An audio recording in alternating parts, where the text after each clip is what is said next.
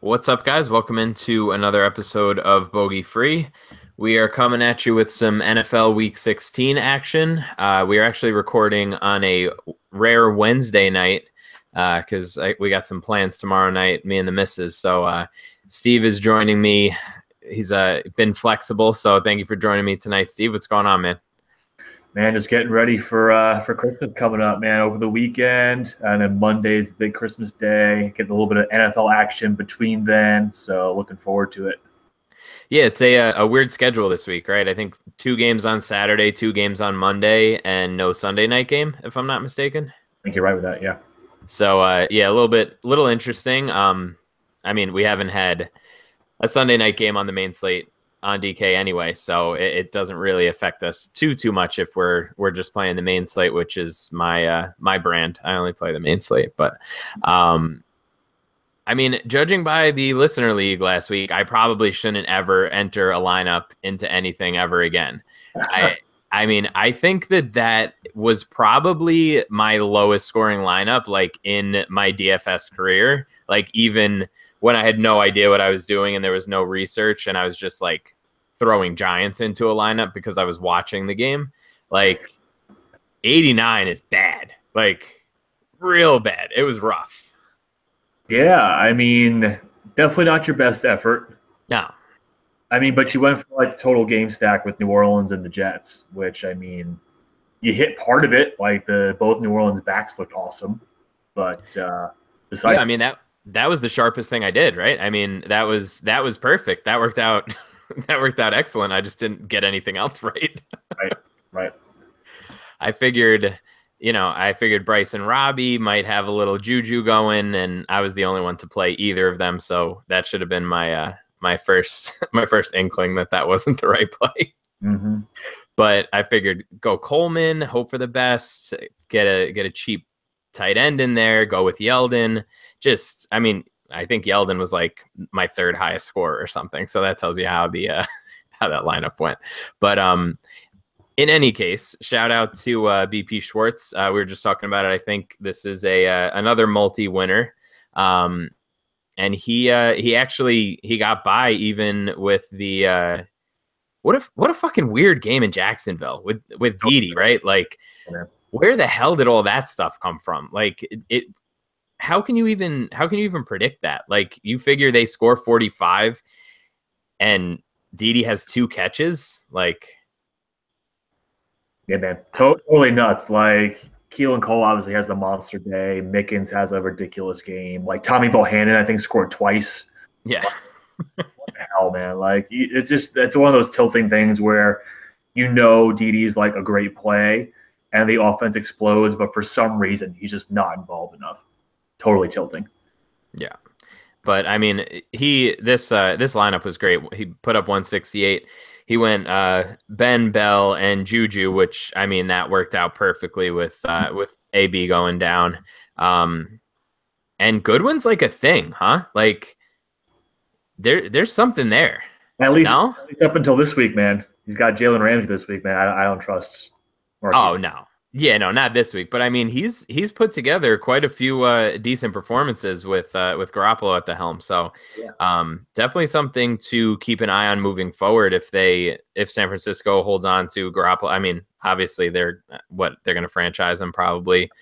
Yeah. And then lose him because that's probably just what's going to happen because it's the 49ers. But yeah, so just an interesting lineup. He went with Garrett Selleck too, which good for you, man. You found the touchdown, but that was a wild. I don't know. That wasn't something that I was on at all this week. But as you can tell by my results, I wasn't on a whole lot of good shit anyway. So there you go.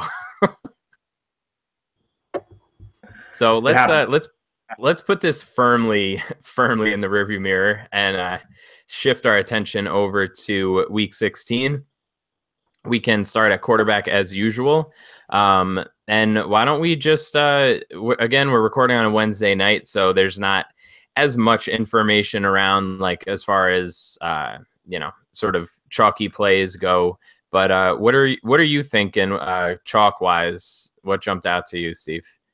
Yeah, I mean, you start all the way at the top if you decide to pay up. I think you have to start near the top of the list with Cam Newton. At home, coming off a massive 4-touchdown game at home against Tampa, who just sucks on defense in all three levels. Gerald McCoy might not play again. We might be missing Levante David. So if those injuries still occur, I think Cam for 68 is going to be pretty chalky. A lot of the guys up top, man, they're in really good spots. Like Russell Wilson playing against Dallas. I know they're going to be on the road, and he's coming off of a shitty performance playing the Rams. But God, it seems like his weekly floor is like what 18, 19 DK points. I mean, even last week he did get you the garbage time touchdown and try to salvage you in like a terrible, terrible game. So I think Russ for 7K, he may not be as highly owned, but I think he's still a pretty good play. And then Breeze at home, man. Breeze at home against the Falcons. You figure the Falcons are going to be able to put up some points, so Breeze will continue to be able to throw the ball. So for 65, I think even he and Bortles are both pretty good plays as well. Yeah, I mean, and what is this? The highest salary I think Bortles has probably ever been. I mean, I think that's at least close to it, right? Yeah, either 2015 when he was on fire for those couple weeks. Yeah, I mean, 6,500 is an exorbitant price for what we thought of Blake Bortles coming into the year, right? So it's interesting always to see how this sort of shakes out. I mean, even Goff at 6,100, you're like, Jesus Christ, like what the hell happened from last year? But yeah, I'm fully with you on the Cam call. I think that what's Tampa's like 29th past DVOA, just awful, just god awful. So all those plays make some sense. I am curious, I guess, to sort of see, like, I don't know, this is a very different week than week 15 in the sense that we had a lot of guys who we wanted to play in bad spots and vice versa. And this week it seems like a lot of these really cheaper options are sort of in brutal spots, right? Yeah, I mean, it's all these lower priced options when you look from like 5,500 and below. It kind of suck. Like, I don't want to play Cousins against Denver, even though Denver's, past D is getting torched this year. I'm not a big fan of Cousins still. Mariota has just been broken like the entire year. Garoppolo has got Jacksonville, and you're never playing a team that's playing Jacksonville. Like, I know Russ had to kind of salvage his day, but besides that, it's been gross playing against the Jaguars, man. Eli coming off a monster day again at Arizona, not feeling that either. So the only one I could see if you're really paying down, I know Drew Stanton was named the starter in Arizona for 4,500, and the Giants' pass defense, as we saw this past week, is absolute trash. So if you're really kind of scraping the bottom of the barrel, you could start Drew Stanton at home. I mean, right now the Giants' DVOA pass defense, right now they're 25th in the league in pass defense, DVOA according to Football Outsiders. So they're pretty terrible. And Nick Foles just lit them up. So if you're really scraping the bottom, I could see Drew Stanton. Yeah, and I mean, they have Arizona, the game is sort of a lower total, but they have a decent implied total at almost 22 points. So I think that's fine. Do you think that he's cash viable or no? I don't think so, just because it's Drew Stanton. He's just terrible at football. That's like a GPP only play. You run it back with Larry Fitz and then hope and pray that the Giants can score some points. Yeah, there's not like I'm not seeing anything that I'm in love with, like paying down in cash this week for quarterback. So it's going to be a weird week for me. I'm going to be very uneasy on Christmas Eve because I hate paying up for quarterback in cash. It just always makes me feel weird. So I'm curious to see sort of where I land. I think I'm probably going to end up on Breeze, but we'll see, I guess. So yeah, let's. Why don't we shoot over to some running back action? And this week is again interesting with the pricing. We have the return of Zeke at 8K, right? We have 4 other guys over 8K, including the tandem in New Orleans. So who are we paying up for this week? I mean, I think you have to start with Todd Gurley all the way at the top. I know he's 9,100, highest price running back on the slate, but he's just so involved in every facet of what the Rams do against Tennessee. I know they're in Tennessee, but the Tennessee defense, even out of the backfield, like he can get so much work done that I don't foresee his floor being less than 18, 19 DK points. So I'm really a huge fan of Gurley. He's just been an absolute monster. Yeah, I mean Tennessee right now is 31st in terms of DVOA against pass catching running backs right now. So that's pretty awful. So yeah, I think Gurley, if he can't get the job done on the ground, will more than make up for as a pass catching back out of the backfield. I mean, there's a bunch of other good spots here. Kareem Hunt's actually in a decent spot at home against Miami. The Miami front four is a pretty stout group, but once you get to that secondary, they are terrible. Like Kiko Alonso's a joke now. He's just so bad and so slow. Again, Hunt might not get it done on the ground, but his pass catching prowess has really kind of showed itself again these last couple of weeks. So I think he can make a play for 8,400. I think that's where I would probably be going if I'm paying up. Besides Zeke, of course. Zeke for 8K, I think is just a steal, to be honest. Yeah, I think they're obviously going to try to get him involved early and often to really just get him rolling again in hopes that something can happen with Dallas. But I don't know. I'm very conflicted about this whole Alvin Kamara thing. Like, I don't want to think that this will keep happening, right? Like, I don't. But in my heart, I want to be like, I watch this guy play football, and it's like, he just seems like he's on another level, especially for a rookie.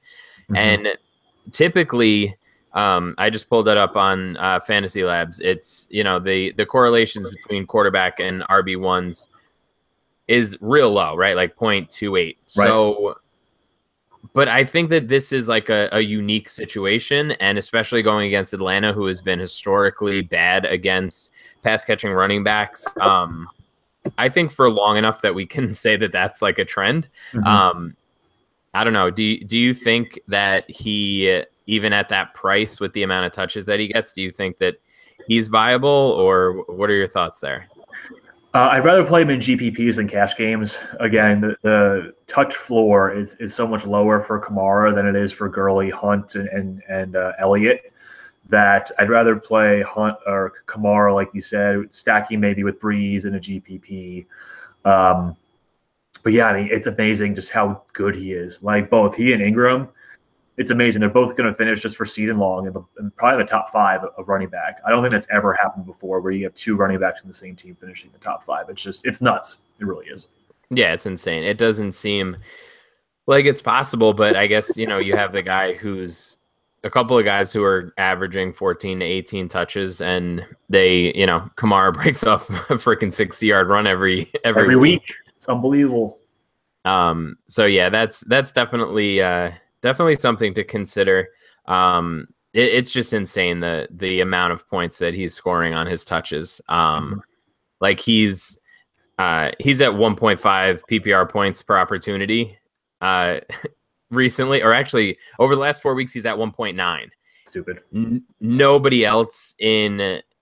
No other running back is over 1.2, like at all in what I'm looking at right now, which is just nuts.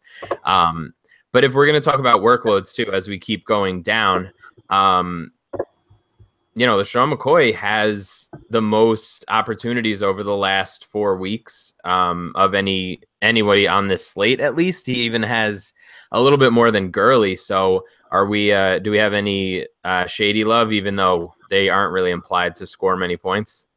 Yeah, I mean, I think that's GPP only. Like you said, their team total is pretty low, even though they're on the road in New England. He's part of the game plan no matter what. Definitely catching the ball out of the backfield. It's just, do I really want to trust that Buffalo offense when there, I think, are much better plays, even though you're paying up a couple $100 extra for a guy like Zeke? I'd much rather have that in a favorable matchup. Yeah, I think that's fair. I think you get a better piece of some implied points as a home favorite. Obviously, I do think that Seattle wins this game, though. Like, you really? Okay. I just feel like it's one of those spots where there's not a whole lot that I'm like basing that on. It's just like a gut, like they have to bounce back sort of deal. But I could be wrong. I mean, I've been awfully wrong recently, so who the hell knows? Like that defense just feels broken to me. Yeah. Like there's so many pieces missing. Like if the linebackers don't play, if Wright and Wagner are both out, they're like totally screwed. They're done. Yeah. I mean, I think that was a uniquely horrible outcome last week for them. Oh, definitely. Yeah. So I just feel like there's a reasonable shot that they bounce back. And, Russ has been so good this year. It's just one of those things where I don't really see him putting up, 2 duds in a row. Cause I think he didn't even break like 15 points last week on DK. So, all right. So as we keep going down, we have a huge price jump with Kenyon Drake, right? That's clearly like, I think they're the lowest implied total, right? I think so. 16.5. Like, it's just such a bad thing. And it's not the worst matchup per se, but going into Kansas City and just, I really want no part of that. But who else are we looking at in this sort of mid-range from like, say, I don't know, like Dion Lewis up to like Melvin Gordon? Yeah. I mean, like you said, I do like Dion Lewis. With Burkhead being injured, I know Mike Gillislee might play for the first time in 2 months. Yeah, since like week 8, I think. Yeah. So, but Lewis for $6K against one of the worst rushing defenses in the league. We saw last time he had a lot of success against his Buffalo team, and now they're at home as a big favorite. I think they can probably lean on him and really get some goodness there. Going up a little bit higher, I know you hate Christian McCaffrey, but the matchups there this week for 6,400, I don't think I'll be rostering him in cash, but it's a good matchup against Tampa's defense, as we alluded to earlier. For 7,200, I don't think I'd pay up for Melvin. I know he's looking better in the pass game, and the Jets really don't do a great job against pass-catching running backs either. But their offensive line sucks. They looked okay last week in spots, but man, the Jets' defensive front should eat them up, especially on the road. I don't like Melvin Gordon at all. Drake's in a tough spot. So let me ask you this, though. What do you think about Jordan Howard for 66? Like, the signs are there that he should be effective, but what do you think about him? Yeah, I mean, I think, again, you're looking at like a low total, but the implied points are there, right? It's a home favorite. I mean, I think there's enough to sort of latch on to. He's averaging almost 20 opportunities over the past during the season, rather, and 16 over the past 4 weeks. So, I mean, I'm okay with it. I'm definitely one of the guys who've gotten Jordan Howard wrong like at every turn this year. So, is just, I don't know. I mean, I know that they allegedly are good against the rush, but it's one of those things where it's like the volume catches up eventually, and they're still gonna give up points to the running back, right? Like, they might be good on a play-by-play basis against the rush, but eventually it's going to happen. So I think that it's fine. It's definitely not a cash play by any means for me. Sort of a weird price, but yeah, I'm okay. I'm okay with Howard. I think that this whole range, like sort of from Lewis up, you can probably talk yourself into most of these guys one way or another. So yeah, give me the guy who's a home favorite against a team who hasn't won a game this year. There you go. Right. I mean, it's one of those like don't overthink it spots. Like it's Cleveland. Chicago's probably going to win. They're probably going to run it out. John Fox wants nothing to do with throwing the ball in like 95% of situations. Nope. So why not? All right. So, and then as we keep going, I mean, I don't know. There's a lot of like names that have done well sort of recently, and like you have obviously no use for now with like different injuries and situations. So where are we going like for a cheap cash play down here? Yeah, I mean, I will say if Mixon's back and it looks like he practiced, he could be viable. I don't know if he's a cash viable play, but for 5,100 against Detroit's defense, who's just been terrible up against running backs, I think they've given up the either most or second most rushing touchdowns in the league. So I would potentially be on Joe Mixon and GPPs if he's cleared concussion protocol. If you're going down a bit further, I'll hop back on that Mike Davis train at 4,500 at Dallas. I know Sean Lee's back, he's playing, but still, Davis is still the primary back there. And for 4,500 in a game that could potentially shoot out, I'll take a piece of that for 45. Yeah, that makes sense. Any P Ryan love? Dude, after last week, it was so gross. Like, We're just going bibs, right? You just gotta go free bibs, man. Gotta mash them in. That's right. Jesus, no, I want no part of that Washington running game. So they just put Trent Williams on IR too. Like, I don't want any part of that Washington running game. Yeah, that's definitely the final nail in the coffin for that whole situation. Oh yeah, total mess. You know who has been showing some signs of life lately? It's not going to happen this week, but I do just have to say probably like my third worst call of the year was all my Crowell love, but he did have a couple nice runs over the past couple weeks. I'm just throwing that out there. Yeah, no, you're totally right. He has. So not the worst call in the world if you think that game is going to, that script is going to flip and Cleveland might get their first win of the year. So yeah, I could see some. And I mean, do we really think that there's not a possibility that game is close? Like, you know what I mean? Like, it's definitely reasonable to say, all right, well, that game's going to stay pretty close. Corral stays involved. Not the best matchup. Like the front seven in Chicago, it has played well this year, but I mean, it's not like a total avoid. Like I'm not gonna go anywhere near them.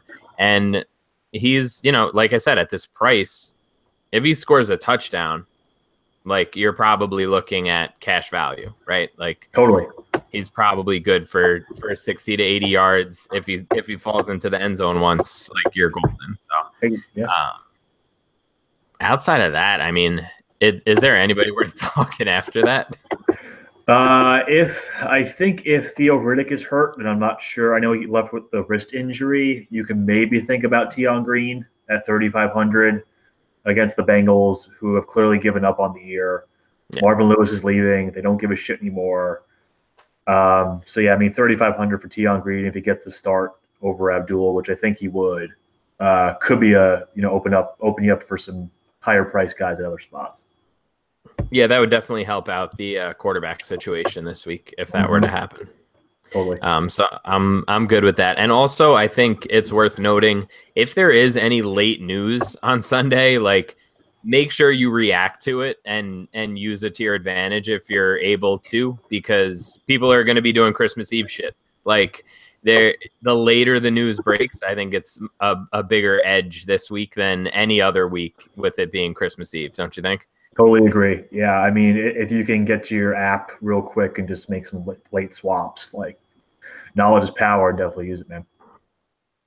Yeah, I think, like I said, this is definitely a unique week with it being Christmas Eve. So, all right, let's get away from these gross running backs and shoot over to wide receivers, which there are no wide receivers over 8K this week, which is a little interesting. So we definitely have some savings. There's only 4 guys at 7K or up. So where are we going up at the top here?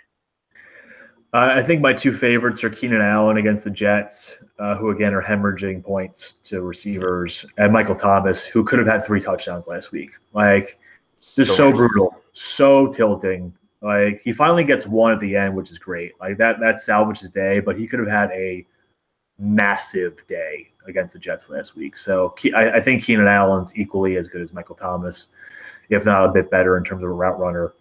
So for 7,700, I could lock Keenan in. You can maybe even lock Michael Thomas in at 76. Like, both really good options, I think, up at the top. Yeah, and are we scared off of Julio because of Lattimore, or do we think he can still get there?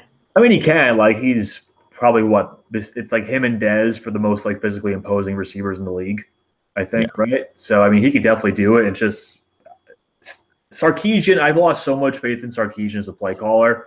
He just sucks. Like, all the goodness that we had last year with Kyle Shanahan, he just siphoned it away. It just pisses me off so much watching that offense. Yeah, I mean, he's a couple $100 more than both of the guys that I agree with you. I really like I like Allen quite a bit. I really like Thomas this week because I think it's one of those situations where he's seeing a lot of red zone targets. And he, like you said, I mean, he got 2 touchdowns called back last week. If he would have scored those 3 touchdowns, he would have been like super chalk this week. So it's one of those situations where you can sort of take advantage of that. But their opportunity numbers over the past few weeks, their target numbers aren't that far off, and their points per opportunity are right there with each other. So I think that if you can get sort of the lower owned option in this range, I think you're doing okay in GPPs this week. So that's kind of where I'm at. Like I said, it's Wednesday, and we're gonna have to see where ownership shakes out. But for sure, you wouldn't be mad about playing any of those guys. I don't think Lattimore is going to just be like Patrick Peterson against Julio this week. So as we keep going down, I don't know. Can we what's your read on Cooks? Like, it just seems like he's just not really getting any opportunities, right? No, with Gronk back in the mix, Hogan, I'm not sure if Hogan's going to play again as well. But, I mean, it just seems like Brady's got his guys. He's going to attack the middle of the field. He'll take a deep shot every once in a while. If Cooks doesn't connect on that first or second deep shot, he's screwed the rest of the game. So I'd rather pay up for those couple extra $100 for Thomas than get caught with Cooks and he gets like 4 targets and catches 1, Yeah. So, yeah, totally agree on Cooks. Yeah, exactly. I have no interest. We do have Old Man Larry against our beloved Giants. What are we doing there? That's the real question. It's like old man matchup. It's Fitzy versus DRC. Like God, it should be fun. Gross. It should be fun. Like old teammates, actually, right? DRC was a Cardinal for a while. Yeah. So that could be fun. I mean, Fitz should like eat up the Giants when you think about it. I can't trust Drew Stanton. Like he's definitely GPP worthy for 6,800, but cash game scares the crap out of me playing Larry Fitz. Yeah, I don't know. I just feel like that game last week really solidified the fact that I'm just like we're just so the Giants defense is just so fucking bad. It's so frustrating.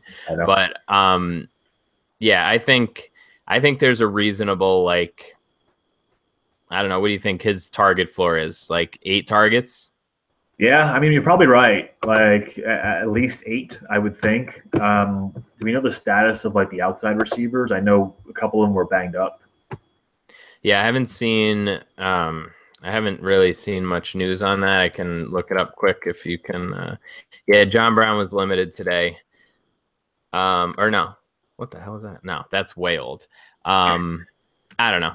We're like I said, I am like fully on board with targeting the Giants. So I think he's going to see, even if everybody was healthy, right? Even if everybody was perfectly healthy, and even if it was Carson Palmer, if it was Drew Stanton, if it's Blaine Gabbert, it doesn't matter. He's going to see 8 to 10 targets. No, you're right. Oh yeah, definitely. Right. So, yeah, I would think that this is just a decent GPP spot, at the very least. Yep. So as we keep going down, I don't know. You got Ty Fraud at a pretty reasonable price this week. Yeah, he is, and I mean Miami coming off of a just drubbing against Buffalo has to travel to KC. We know the home road splits for Tyreek, but like Miami doesn't have the speed at any level of their defense to stick with Tyreek Hill. Like one play, like we saw even against Casey Hayward last week, just burned him and wave him bye-bye as he catches like an 80-yard bomb. So he can do that. He can definitely do that again. I don't think Xavier Howard can keep up with Tyreek. So for 65, I think he's viable in GPPs. My question to you is, are you going back to Devin Funchess after the shit show he put up last week? I mean, obviously the matchup is there, right? And I don't know. I mean, I kind of feel, I don't know. Is it like a hot take to say that I would rather play Robert Woods? I don't think so. Like, that's kind of where I'm at right now. I feel like I would rather, just go for Robert Woods because I don't know where ownership is going to shake out in that range. But I just kind of feel like that whole situation is safer, right? Like I think that Woods is back, he's healthy, he looks okay, like he's going to just continue to be that guy. And now that I'm pulling up FanShare, it's like Woods is being tagged way more than I thought. So maybe I am smarter than I realized. I'm just like, yeah, I mean, he has like double. Oh my God, AJ Green only has 2 tags. I'm just gonna play AJ Green, and I'm gonna be pissed off all fucking Christmas Eve, and I'm just gonna be screaming at everybody. But he's not gonna have any ownership, and this is just the worst. I hate everything. Like, it just sucks, man. It's like I can't sort this out. I really can't. This range is really interesting. Like we saw what Mike Evans did for 64. Like he's in a good spot playing Carolina. They're going to be behind. Deshaun Jackson's in a walking boot and on crutches. Like people are going to want to play Evans. I feel like this week coming off that touchdown game. I've been so frustrated by Mike Evans, not only in DFS but in seasonal leagues. I'm like hands off of him. But I love your take on Woods. Like I know he's highly shared right now, but yeah, dude, like he looked great on his first game back, and Tennessee's secondary is not good. Yeah. Like Adoree Jackson has just been mauled game after game this year, and he's going to get just destroyed by Robert Woods. I hope so, because I'm going to have all the Woods. And like you're totally right with Evans. Like it's just the worst, man. I'm like I was fully like Mike Evans, Amari Cooper, hype train all fucking summer, and it just completely derailed. Like just could not have been more wrong about that. Like just so bad. Woods is definitely going to see his targets, and I think if you do happen, I know I joke around about Tyreek, but he has had like the duds that he's put up have been like pretty bad. Oh, so terrible. If he does, like his median projection is not anywhere near. Like his floor and his ceiling are so far apart. Like it's just, it's ridiculous. So I think you lock in a much safer floor with Woods and you can kind of go from there. I do think that an underrated, or I don't know, maybe I haven't been on Twitter much this week because school has been crazy, but I don't know, is it really being talked about how much Zeke is going to probably benefit Dez as well? Like that has to be a thing, no? You would think. I just like watching Dez play. It's still Dak doesn't throw him those jump balls as much as he should. Like Dez should have double-digit touchdowns this year, but just Dak won't throw him the damn ball. Yeah. Like we've seen Dez make a play or two and look really athletic, and go over the middle and make 3 guys miss. But yeah, man, I know for 6K it's super tempting. I'd be more tempted to go back to the DD against San Francisco than go for Dez at 6K.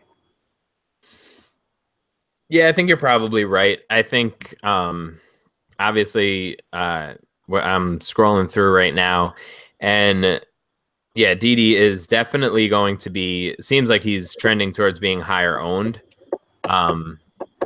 So yeah, I mean, it'll be interesting. I think that it's worth the conversation at least, right? Like you're absolutely right. Like Dez looks like he aged like 5 to 10 years recently. Right. But I don't think it's all his fault. Like you mentioned, like just Dak isn't willing to take those chances sometimes, but efficiency wise, like Dez is still like just points per target. He's been, I mean, in this range where he's at right now, he's by far the best. Like he's 0.6 points above like Dede just on a like point per target basis, which I mean, granted, he needs the targets, obviously, but I guess we'll see. I wonder if people are going to play Cooper Kupp this week, too, considering the matchup. Where are you on that? Because I think it's just a total Woods game. Yeah, I do too. I mean, Kupp will definitely have some support. He's been pretty good, I mean, throughout this year. But the targets, I just don't think will be as high. I mean, he only had 3 targets last game with Woods back. So I don't think they'll need to utilize Kupp as much in Tennessee. I do think it's a kind of the Woods and Gurley show whenever they decide to really put the ball in the air. So For 5,300, I think it's kind of a no man's land, that price point from like 5K to 6K. It's like really gross. I don't think I want anyone on my rosters from that kind of price range. Yeah, I mean, it sucks. Like I don't know if we said it off air or on air, but Goodwin is sort of was becoming a thing, but just Jacksonville is just a complete. It sucks because this price would be great in most matchups for Goodwin with the targets that he's seeing, right? Yeah, totally. I mean, was he 5,200 right now? Yeah. Yeah, 5,200. Yeah, the only good thing is he does have that deep speed where he could get behind the defense and make your day on a GPP lineup, but definitely not cash viable this week. Yeah, it's not something that I think that might be like trending towards like too cute, right? Like trying to just hope for that one shot. Obviously, he's like he has Olympic speed. Like he can get behind anybody. He's going to be the fastest guy on the field in most situations. Maybe unless they're playing Kansas City, but that would be a good foot race to see with him and Tyreek for sure. Yeah, man, that'd be awesome. As we keep going down, are we buying into the Keelan Cole blow up, or what's going on there? Going to be super high owned, right? After coming off that game, he's a pretty good value at 4,700. I mean, if the targets are there, because I personally would rather roster DD again, but I'm just looking through his logs. I mean, this is the first time he's had more than 5 targets since week 12 this past week, and he's did a lot with them and scored a touchdown 3 straight games as well. So the upside's there. Like, he's a total big play threat and can beat you over the top. I think he's worth it. Like, in this range too, from 4 to 5K, it's not looking that great either. So if you are looking for some savings and you do want a piece of that Jacksonville offense, I think you can play Cole. Yeah, I think he's like far and away the highest tagged guy in this sort of like 4K range. I mean, if you go up to like Jamison Crowder, he's being talked about a little bit more, but not as many start tags. This might be a spot where you just sort of, I don't know, in GPPs, I might take a couple of shots here and some lower owned guys like Tyrell's in a good spot, right? I mean, I think that makes a little bit of sense in a GPP. But I don't know, just having a roster Keelan Cole at like high ownership just doesn't feel right to me.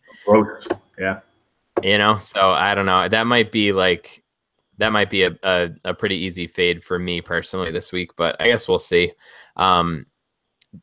Are there any like total punt like cash plays at wide receiver this week? It doesn't seem like there's a whole lot.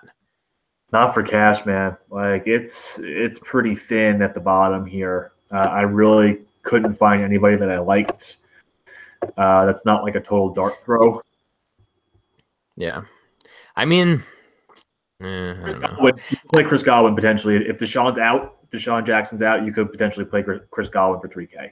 Like that'd be my one. Yeah, I think also it seems like Kendall Wright is sort of. I mean, I don't know if it's cash, but 3,800 with the amount of targets that he's seeing, I think is worth at least thinking about in, depending on how you're building different lineups. But, against Cleveland, like we mentioned earlier, like, I don't know, they're implied for 22 points. It's sort of right in the middle of everything.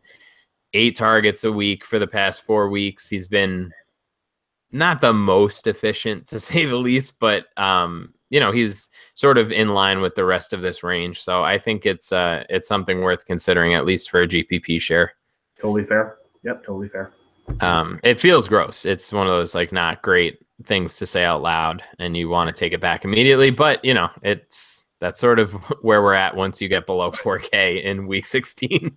Oh, yeah. All right. So why don't we shoot over to tight end, and you just have to play all the Gronk, right? Like you just, dude, why not? Yeah. Like we talked about Gronk's track record against Buffalo the first time they played, and he just ate them alive. And there's no reason why he wouldn't do that, even coming off this ridiculous game that he had where he basically just shat on the Steelers the entire third and fourth quarter. Like, yeah, 7,400, a moderate price for Gronk this week. in a really good spot. If you can fit him in your lineup, I think you should play Gronk almost anywhere. Yeah, I mean, I think given that there are no wide receivers that are super expensive, right? I guess the Steelers are playing Monday, so we don't have like the typical, we have to find a way to get 9,100 Le'Veon Bell in or 8,900 AB in. I think you can find the salary, and I think it makes the most sense. Like, he is just outpacing everybody. He looks like a man possessed recently. Like, he's 2.3 points per target. Like, just, it's insane. So I'm fully on board with Gronk. I'm finding a way to fit him in, sort of wherever I can. I don't know. I don't feel great about a lot of tight ends. Like, I joked last week, I didn't write a quarterback or a tight end article last week because I was just like, I love every quarterback and I hate every tight end. Mm-hmm. And I feel like this is a similar week. Like, there's not a whole lot where I'm willing to be like, you have to play this guy other than Gronk, unless I'm just completely missing something. Oh, I think you're pretty spot on about that. I mean, Kelsey's in a good matchup against Miami with Rashad Jones in the secondary. Playing safety, he's still in a pretty good spot at home as a big favorite. Delaney Walker for 4,900, if you're looking somewhere in the mid-tier, he's super involved. Like, he is the number one pass catcher in a game with a pretty high over-under, if I'm not mistaken. Right now, he has 48.5. So not too bad against a Rams team that has struggled in certain spots against tight ends and backs out of the backfield, kind of in that middle of the field area. So, and Delaney's also seen 9 and 10 targets his last 2 weeks. So he's definitely getting the look. So if you're looking for some kind of savings, I think Delaney's got a chance. What's your feeling about Greg Olsen, man, coming off that monster game and now playing Tampa? Yeah, I mean, I think you can definitely stack up Carolina a bunch of different ways. I mean, I wish that his price was still 4K like last week, and I think I said it last week, and I probably should have listened to myself a little bit more because I didn't have nearly enough of him. But yeah, I mean, one of the highest totals of the week. They're home. Like, those are the things their favorites. Those are the things that you want out of a tight end, right? Like, implied total is the most predictive, whatever stat you want to look at for tight end scoring. So, yeah, I'm good with Olsen. I have no qualms there. Cool. Going lower, I mean, under 4K, are there any names that kind of jump out to you right now? I have a couple, but wanted to get your take first. I mean, I think OJ Howard is going on IR, right? So I think Brate could make a little bit of sense, but it's not the best spot, obviously.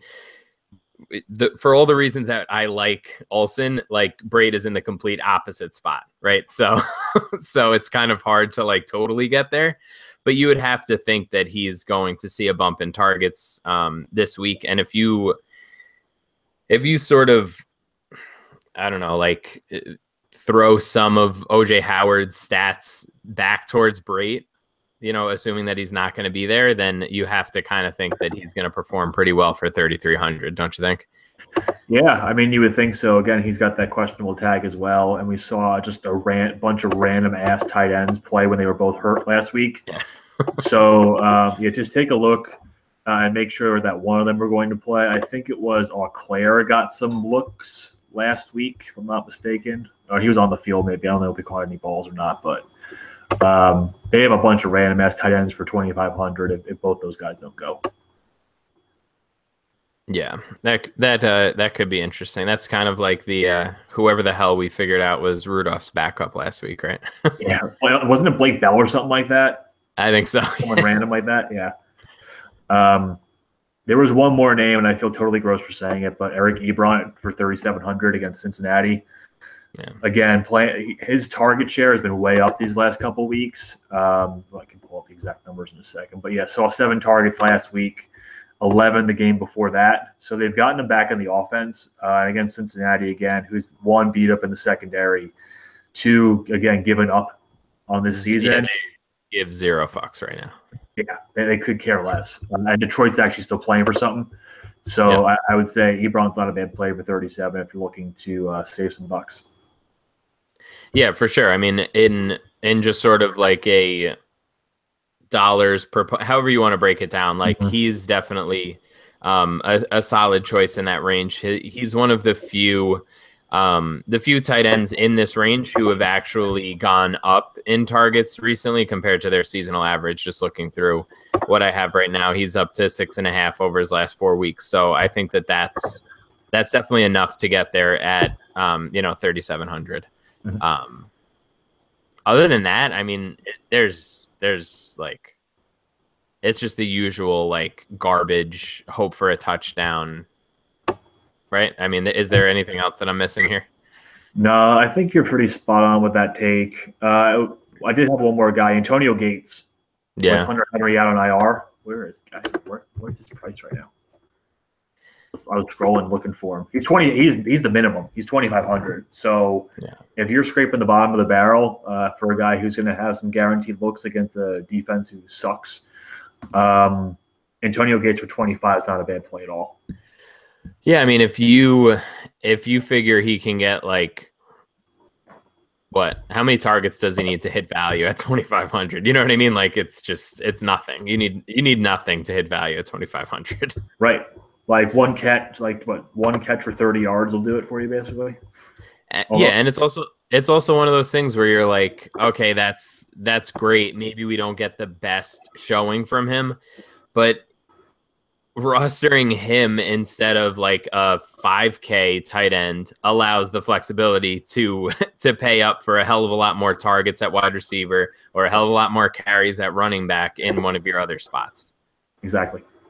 So I think that makes sense. It sucks saying it out loud because Antonio Gates looks like he's about 74 right now, but if he's the only game in town, you got to go for it, right? Yep, totally, man. He actually, on his touchdown, he kind of looked okay. I was surprised. He ran away from, I think it was Derek Johnson over the middle, who again, he's ancient too, but he did run away from him for that touchdown. He's looking spry. That's how you always have to. That's right. You always have to sort of describe the old guys as spry. That's the way to go. Yeah, for the NFL players that have their AARP cards, that's how you have to describe them. Exactly. Yeah. All right. Why don't we shoot over to some defenses and hit some stacks and get out of here? Let's do it, man. What do you think? You're the defense guru. I mean, I wouldn't go that far as the guru, man. My Vikings take hit last week, but everything else sucked. Okay. The defense that I played in the listener league scored -3 points. So like I would have been better off not playing anybody and leaving salary on the table. Let's see. So I mean, if you're looking at the low end, and we'll start there. I think you can play the Lions against Cincinnati again, a team that, like we keep harping on this, a team that's given up versus a team that has to play for something. So Detroit's been opportunistic, and Andy Dalton loves to turn the ball over. So for 2,900, I think they're in play. As you start going up the scale a little bit higher, Arizona Cardinals playing against Eli. Don't expect Eli to turn in that performance like he did last week for 3K. Even going higher than that, Carolina, man, at home against Jameis Winston, who just loves throwing interceptions for 3,100. I think I like them as well.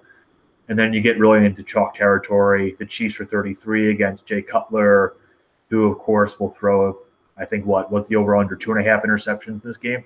Probably something like that. I think that's fair. Yeah.